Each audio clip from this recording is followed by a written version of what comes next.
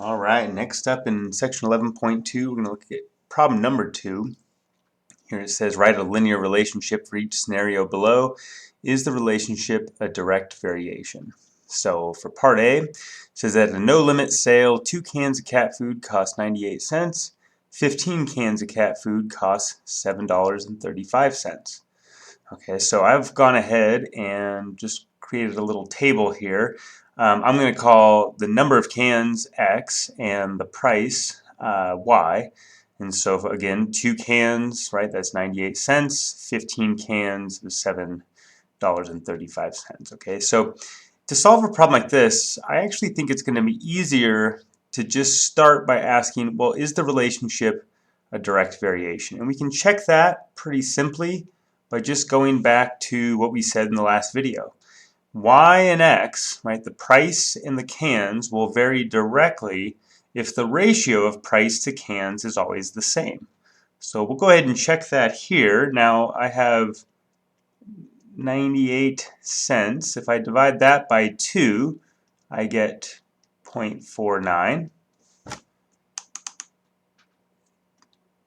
And then if I do 735 and I divide that by 15, well, that's also 0.49. Okay, so since this ratio of y to x is always the same, I'm going to write y divided by x is equal to 0.49. Okay, and this is a direct variation. Okay, and then, as we saw in the last video, I'm going to just rearrange that by moving the x over. So a way to write this, to highlight the fact that this is a linear relationship, is to say y is equal to 0.49 times x. Okay, all right, great. Let's move on now to part B. This one says, repairing a 12-foot length sidewalk takes 12 hours. The same contractor takes 17 hours to repair a 32-foot length of sidewalk. Okay, so I've again gone ahead and just made a little table here. Now here I'm making x the time and y the length. And what we're asking is the length of the sidewalk and the time required to repair that sidewalk, is that variation direct? In other words, is the ratio of y to x always the same? So let's go ahead and check that here. Well, if I do 12 divided by itself, so 12 over 12, that would just be 1. But now if I do 32 and divide that by 17, okay, I'm not getting 1, right? I'm getting about 1.88, okay? So the fact that this ratio is not always coming out to be the same would tell us here that this is, right, not a direct variation. Okay, so fine. What do we do in that case? Well, remember, the problem says to write a linear relationship for each scenario below. So while it's true that the ratio of y to x is not direct variation, we can nonetheless write an equation that relates y and x in a linear fashion. So how is that going to work? Well, here, notice, right, x is increasing by 5. So if I increase the time from 12 hours to 17 hours, okay, then what's going to happen to the length of the sidewalk? Well, that's going up by 20 in this case. Okay, so what we just found there, right, the increase in y, this is really just simply the rise. In the increase in x, that's really just the run. Okay, so here what I could do is use those two changes to find my slope, right?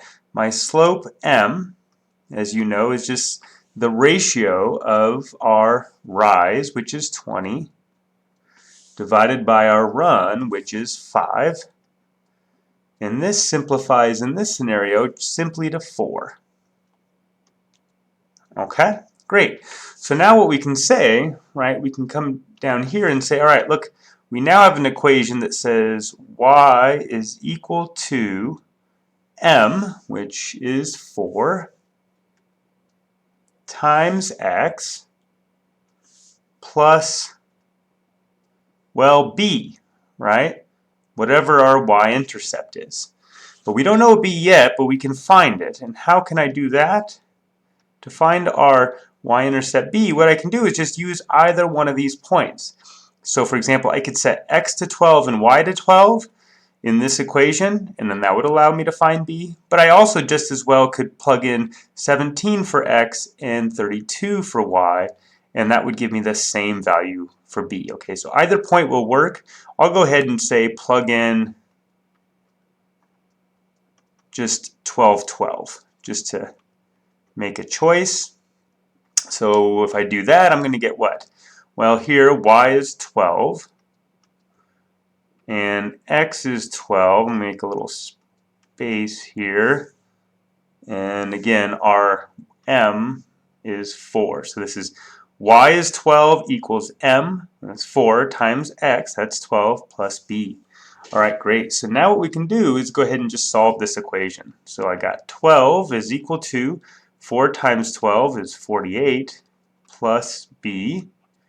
And now subtract 48 from both sides, and I'd get negative 36 is equal to b. All right, great.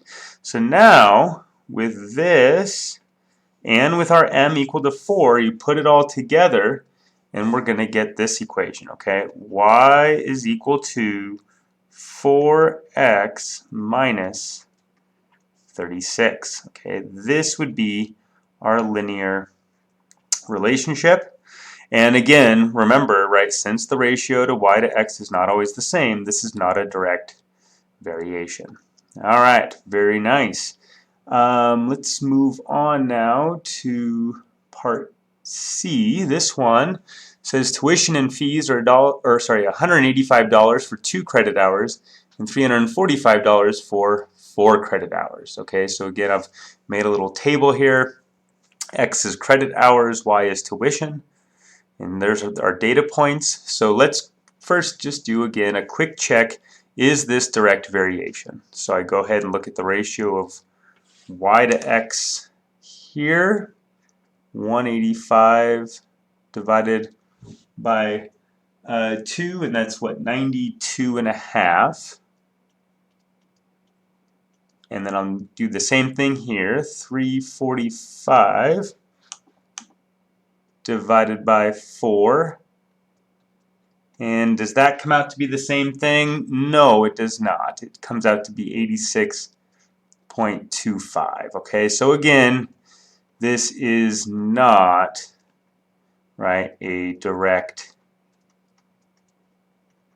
variation. So we just go ahead and do exactly the same thing we did before. Now, it's a good idea maybe to pause the video, see if you can work through this on your own. I'm going to go ahead and proceed, but let's see what we're going to come up with. So here, right, for the change in x, that is positive 2. So again, that would be our run. So if I increase the number of credit hours by 2, then our cost is going to go up by, in this case, $160. And that would be our rise. Okay, so then just as before, we can compute our slope here. M is going to be the ratio of 160 divided by 2. So this is saying, right, it's 160 additional dollars for an extra 2 credit hours taken, and that's going to come out to be 80. Okay, great. So now that's our slope. So then I can go ahead and build our linear equation by saying, well, then y is equal to m, which is our 80, times x plus b. And then again, to find this intercept here, b, I can plug in either this ordered pair or this ordered pair. I'll go ahead and just plug in the first ordered pair, so 2 comma 185. Okay, so again, the way this works is I'm setting y to 185.